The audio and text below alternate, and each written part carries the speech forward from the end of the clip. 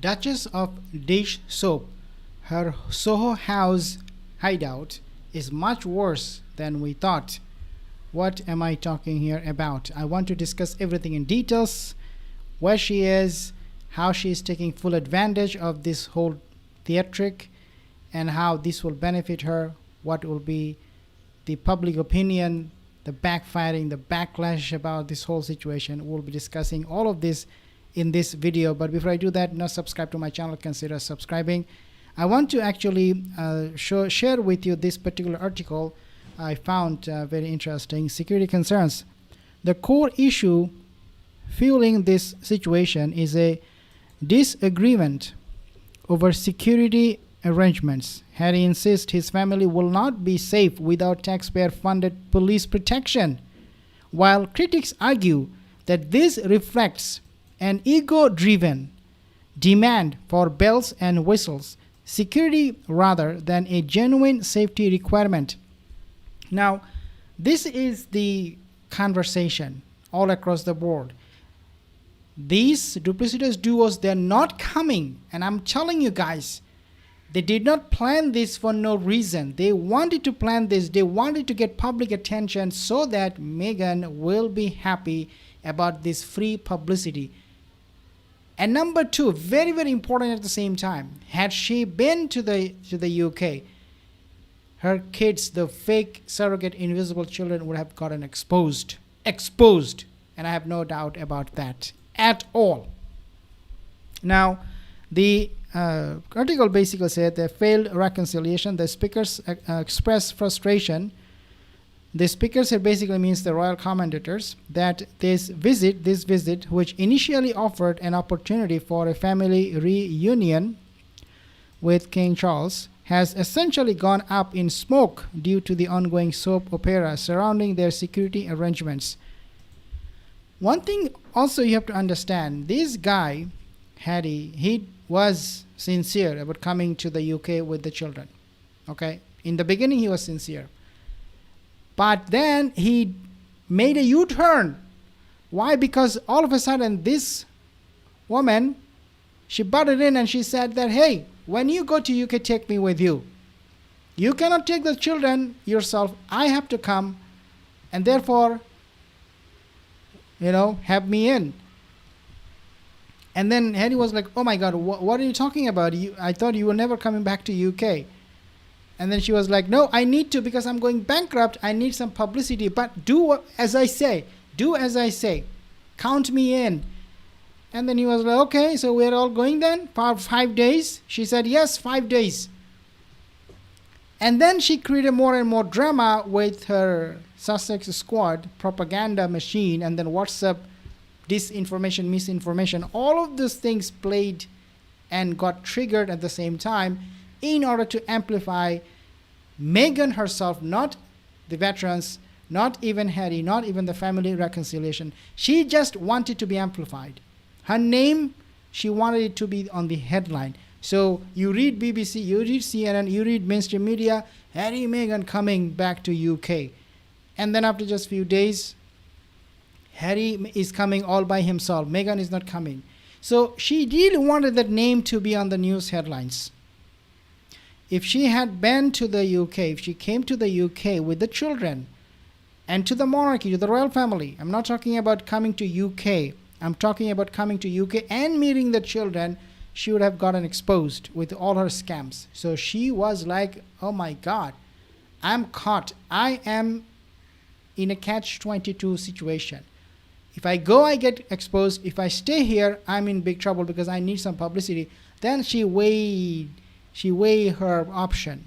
And she was like, it's better not to go because that way she can preserve the line of succession for those fake invisible surrogate children. This is why she decided not to go. Because once they get exposed, line of succession is gone. Now we have more about this Soho house coming in a second. But it basically says that public media perception, the conversation highlights that these last-minute decisions and drip-fed information continue to damage the public image of the Sussexes. They don't care as much as we think they do. It perpetuates, and it's not really damaging their images. They don't have any image. It is just the Sussex squad is making some money and giving Duchess of Dish Soap, Meghan Markle, some publicity for free. It perpetuates a narrative of drama that leaves the royal household and the public feeling fatigued and bored, quote unquote. Invictus Game. While the visit is intended to promote the Invictus Games, the focus on the security row is seen as a distraction that takes the gloss off the event, quote unquote. Meghan, according to reports, staying at Soho House is seen as a direct insult and really mockery. This is a mockery to the monarchy. King Charles offered everything to her, but she decided against it, all raising doubts if her sole purpose was to create public attention or a genuine family reunion.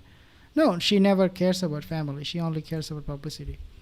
I want to actually share with you this particular commentary from Sky News Australia. They have said something very interesting. Take a listen.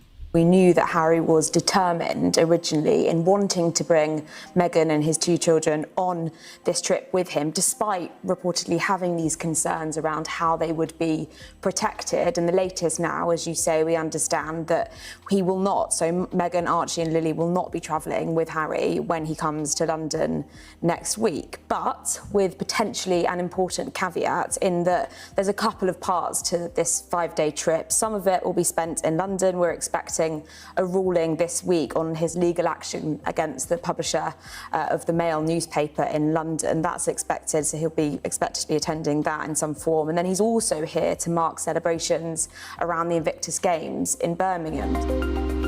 Yeah, you can expect all you want. I mean, all of us, we were expecting something to happen, and then it took a U-turn for the worse. And now royal commentators, they're asking this question: why is she staying in Soho House? Why not somewhere else? Why not? Okay, so some other reports said she's in Portugal.